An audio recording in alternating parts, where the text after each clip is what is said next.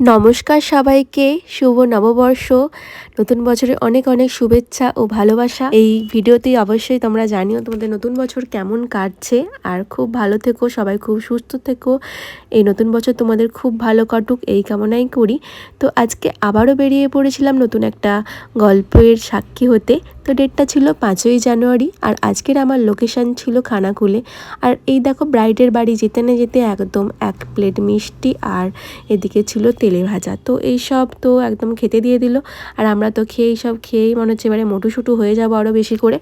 তো যাই হোক, আজকের আমার সুইট ক্লায়েন্ট, তো ওরা আজকে আশীর্বাদী ছিল, যেটা ওদের পাঞ্চিনি বলে, তো সেই জন্যেই ওর বুকিং ছিল আমার কাছে। আমার এদিকে মেকআপ কমপ্লিট হয়ে গেছে। ও একটা শাড়ি পরে বসেছিল, আর এই শাড়িটাতে ওকে বেশ ভালোই লাগছিল, কিন্তু ওদের নিয়ম আছে যে বরের বাড়ি থেকে যা সমস্ত জিনিস দেবে সেটাই পরে সব কিছু অনুষ্ঠান হবে।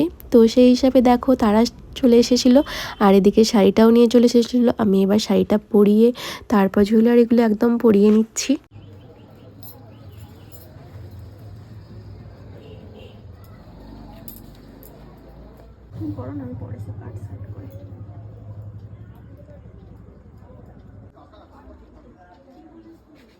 দেখো কেমন লেগেছে বলো আজকে। খুব সুন্দর সাজানো হয়েছে, আমার পুরো মনের মতো হয়েছে, খুব পছন্দ হয়েছে আমার সাজানোটা। থ্যাংক ইউ দিদি। ওয়েলকাম। আমি সাজি না চট করে, আমি ফার্স্ট লুক ঠিক আছে। চলো, তোমার মনের মতো করতে পারলেই হ্যাপি। খুব ভালো হয়েছে, খুব পছন্দ হয়েছে আমার।